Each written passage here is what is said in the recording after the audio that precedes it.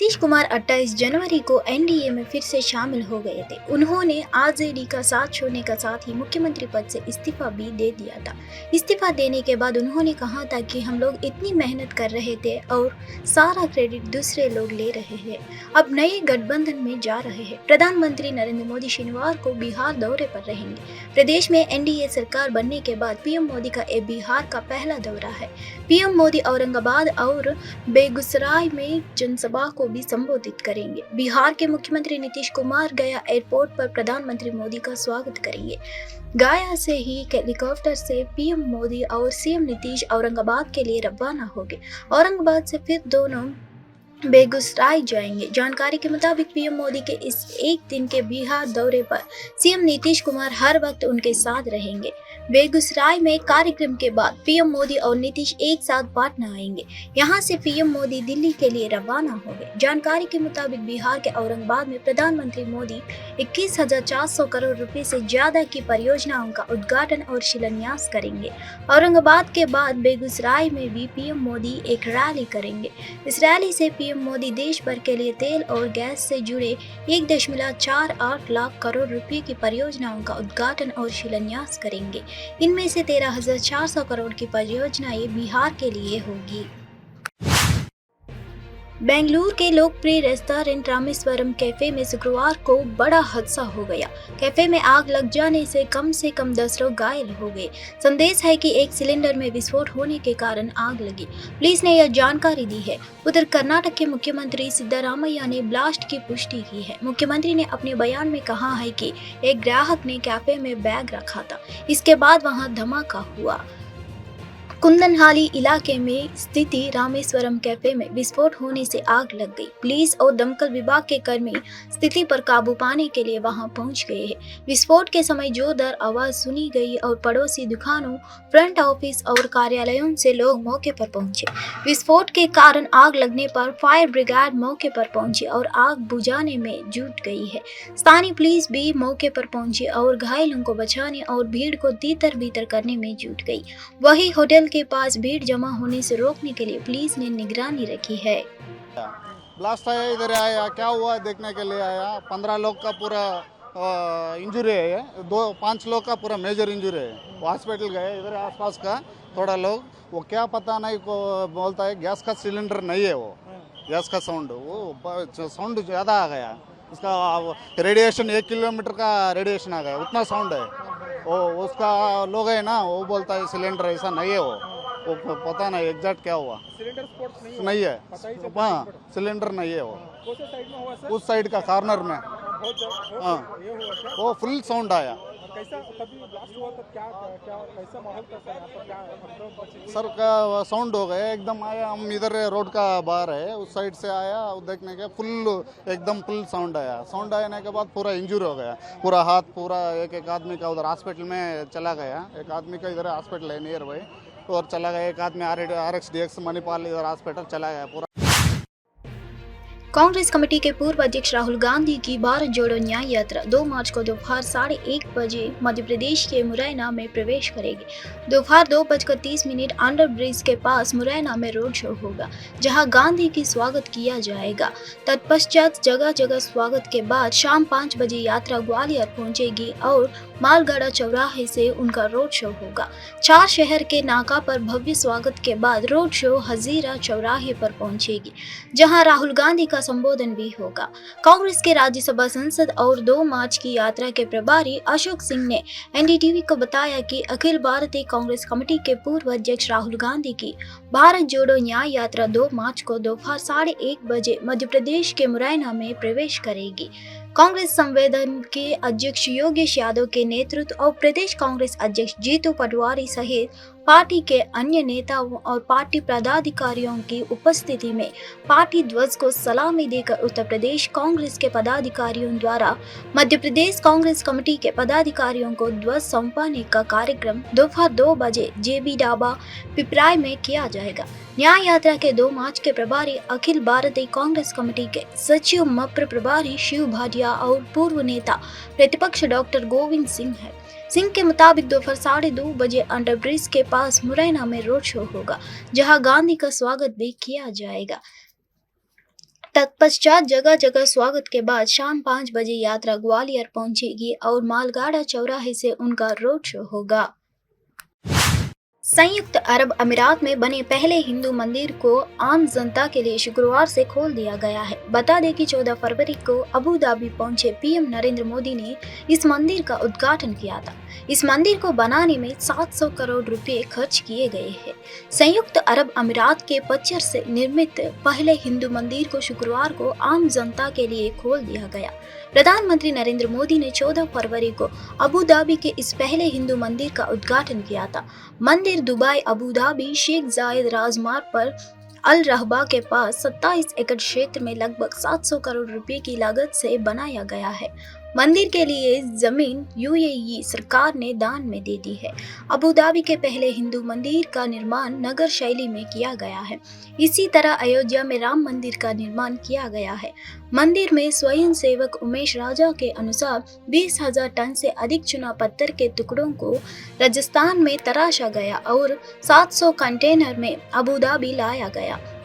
Becher संवासी Shri अक्षर पुरुषोत्तम स्वामीनारायण संस्था ने एक्स पर कहा, प्रतीक्षा समाप्त हुई। अबू धाबी मंदिर को अब सभी अंगतुओं की और श्रद्धालुओं को खोल दिया गया है। इसमें यह भी उल्लेख किया गया है कि मंदिर सोमवार को छोड़कर सभी दिन सुबह 9 बजे से रात 8 बजे तक खुला रहेगा।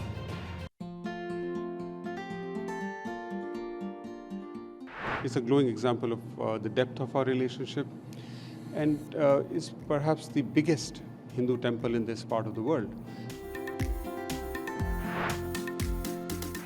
Today, it's not just a symbol of strong India-UAE relationship, but it's a marvel of art itself.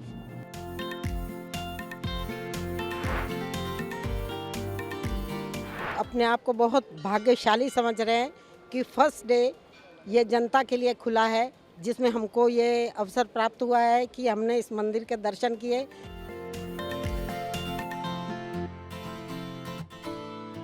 यहाँ आके ऐसा लग रहा है मंदिर के दर्शन करके कि बहुत अच्छी भावना आ रही है हमारे मन में कि हम हिंदुस्तान में हैं।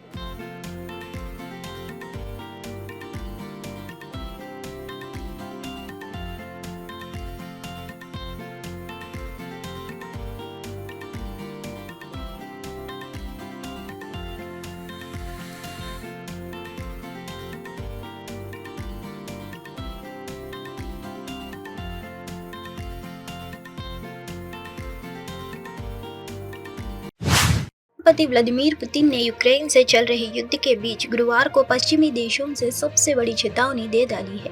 इससे यूरोप से लेकर अमेरिका तक खलबली मच गई है। पुतिन ने पश्चिमी देशों को ललकाराते हुए कहा है कि अगर उन्होंने यूक्रेन में लड़ने के लिए अपने सैनिक भेजे, रूस परमाणु हमला कर सकता है। पुतिन ने कहा है कि यूरोप और पश्चिम ने यदि सैनिकों को यूक्रेन में रूस के खिलाफ भेजने का कदम उठाया तो इससे परिणाम युद्ध का वास्तविक खतरा है। उन्होंने कहा कि मॉस्को के पास पश्चिम में लक्ष्यों पर हमला करने के लिए हथियार है। यूक्रेन के साथ युद्ध के 2 वर्ष पूरे होने के बाद राष्ट्रपति पुतिन संसद और देश के अभिजात वर्ग के अन्य सदस्यों को संबोधित कर रहे थे। 71 वर्षीय पुतिन ने अपना आरोप दोहराया था कि पश्चिम रूस को कमजोर करने पर तुला हुआ है और उन्होंने सुझाव दिया कि पश्चिमी नेता यह नहीं समझते हैं कि रूस के अपने आंतरिक मामलों में उनका हस्तक्षेप कितना खतरनाक हो सकता है। उन्होंने अपनी चेतावनी की शुरुआत सोमवार को फ्रांस के राष्ट्रपति इमैनुअल मैक्रों द्वारा यूरोपीय नेटो सदस्यों द्वारा यूक्रेन में जमीनी सेना भेजने का विचार के विशेष संदर्भ में की थी। 1 मार्च को तमिलनाडु के तूतुकुड़ी में एक माचिस निर्माण इकाई में भीषण आग लग गई। रहस्यमय परिस्थितियों में हुई अप्रत्याशित आग ने अधिकारियों को स्थानीय लोगों को हाई अलर्ट पर जोड़ दिया है, क्योंकि वे अग्निशमन विभाग से महत्वपूर्ण विवरण का इंतजार कर रहे हैं। हालांकि अभी तक किसी के हताहत होने की खबर नहीं है। अधिक जानकारी की प्रतीक्षा है।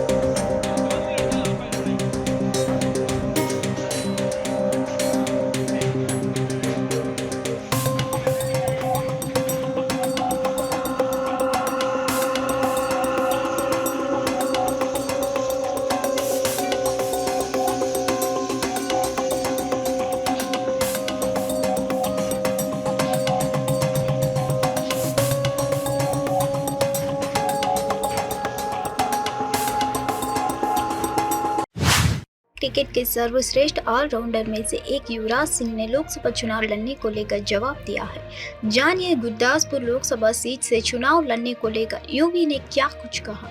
पूर्व भारतीय क्रिकेटर युवराज सिंह आगामी लोकसभा चुनाव में गुरदासपुर सीट पर बीजेपी के प्रत्याशी होंगे। सिक्सर किंग के नाम से मशहूर युवराज सिंह ने राजनीति के प्रवेश करने का मन बना लिया है। युवराज सिंह का लोकसभा चुनाव लड़ना तय है। पिछले कुछ दिनों से युवी को लेकर इस तरह की कई खबरें सामने आ रही थी। अब इस पर खुद युवराज का बयान सामने आया है। युवराज ने लोकसभा चुनाव लड़ने को लेकर जवाब दिया है। जानिए गुरदासपुर लोकसभा सीट से चुनाव लड़ने को लेकर युवी ने क्या कुछ कहा। भारतीय क्रिकेट के सर्वश्रेष्ठ ऑलराउंडर में से एक युवराज सिंह ने शुक्रवार को उन सभी खबरों को खारिज कर दिया है कि वह राजनीति में कदम रख सकते हैं और पंजाब की गुरदासपुर सीट से आगामी लोकसभा चुनाव लड़ सकते हैं। उन्होंने कहा कि उनका जुनून कई तरीकों से जरूरतमंद लोगों को समर्थन है और उनकी मदद करने में है, जिसे वह अपनी संस्था के माध्यमों से जारी रखेगा। फिलहाल राजनीति में आने का उनका कोई मन नहीं है। किसानों के विरोध प्रदर्शन ने कई देशों को अपनी चपेट में ले रखा है। भारत में इन दिनों किसानों के विरोध प्रदर्शन का दूसरा दौरा जारी है, जिसमें पुलिस के साथ टकराव में मौत हो चुकी है और कई को गंभीर चोटें आई है। यूरोप के 12 देशों में लगातार विरोध प्रदर्शन चल रहे हैं, जहां किसानों ने अपने अपने देशों की राजधानी में ट्रैक्टर रैली निकाली है।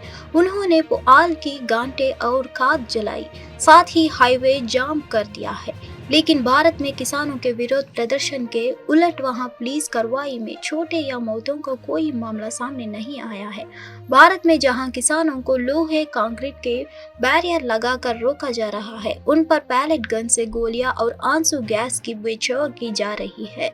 इसके उलट यूरोप भर भी किसान ट्रैक्टरों पर अपनी राजधानियों में प्रदर्शन कर रहे हैं और सरकारी दफ्तारी के पास टायर जला रहे हैं। के दिग्गज left arm spinner Ravindra Jadeja England के खिलाफ 5 मैचों की टेस्ट सीरीज के 5वें और आखिरी मुकाबले में महा रिकॉर्ड बना सकते हैं। 35 साल के दखड़ allrounder Ravindra Jadeja test cricket में अनोखा 13 शतक जड़ने की करीब है। बता दें कि भारत और इंग्लैंड के बीच 5 मैचों की टेस्ट सीरीज का 5वां और आखिरी मुकाबला 7 मार्च से धर्मशाला के HPCA स्टेडियम में खेल जाएगा। मौजूद टेस्ट सीरीज में भारत ने इंग्लैंड के खिलाफ 3 से लेकर 1 से अजय बढ़त बना रखी है। भारत पहले ही टेस्ट सीरीज जीत चुका है। रविंद्र जडेजा टेस्ट क्रिकेट में बड़ा मुकाम हासिल करने के बहुत करीब है। रविंद्र जडेजा ने टेस्ट क्रिकेट में भारत के लिए अभी तक 71 टेस्ट मैचों में 292 विकेट हासिल किए हैं। रविंद्र जडेजा अगर इंग्लैंड के खिलाफ धर्मशाला में होने वाले 5वें और आखिरी मुकाबले में 8 विकेट लेने में कामयाब रहते हैं तो वह इतिहास रच देंगे। रविंद्र जडेजा टेस्ट क्रिकेट में अपने 300 विकेट पूरे कर लेंगे। बता दें कि रविंद्र जडेजा इंग्लैंड के खिलाफ मौजूद टेस्ट सीरीज के 3 मैचों में 17 विकेट हासिल कर चुके हैं। सुप्रीम कोर्ट ने गुरुवार को 2018 में दिए गए 3 जजों की बेंच के फैसले को निरस्त कर दिया है। तब SC ने कहा था कि सिविल या आपराधिक मुकदमों पर रोक का आदेश 6 महीने के बाद अपने आप समाप्त हो जाता है। SC का वह फैसला ट्रायल अदालतों और हाईकोर्ट के लिए है। अब चीफ जस्टिस DY चंद्रचूड़ की अध्यक्षता वाली संविधान पीठ ने कहा है कि स्टे ऑर्डर अपने आप नहीं हटा सकते। SC के 2018 वाले फैसले से ही 2 दशक बाद ज्ञानवापी मस्जिद मामले का संजीवनी मिली थी। हिंदू पक्ष ने ट्रायल कोर्ट में इलाहाबाद हाई कोर्ट से रिवीजन ऑर्डर पर रोक के आदेश को चुनौती दी। निचली अदालत ने SC के फैसले को आधार बनाकर मुकदमा फिर शुरू कर दिया। अब सुप्रीम कोर्ट ने 2018 वाला फैसला रद्द कर दिया है तो ज्ञानवापी केस का क्या होगा। सुप्रीम कोर्ट ने 2018 में दीवानी और आपराधिक मामलों के संबंध में फैसला दिया था।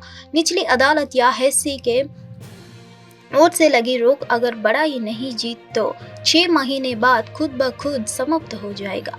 गुरुवार को वो फैसला रद्द करते हुए SC ने कहा कि संवैधानिक अदालतों को सामान्य तौर पर किसी अदालत में लंबित मामलों के निस्तारण की समय सीमा तय नहीं करनी चाहिए। सुप्रीम कोर्ट ने कहा कि संबंधित अदालतें जमीनी स्थिति को बेहतर ढंग से समझती है। 2018 का फैसला रद्द करने वाली 5 जजों की बेंच में CJI के अलावा जस्टिस अभय S ओका, justice JB Pardiwala, justice Pankaj Mittal और जस्टिस मनोज मिश्रा शामिल रहे हैं।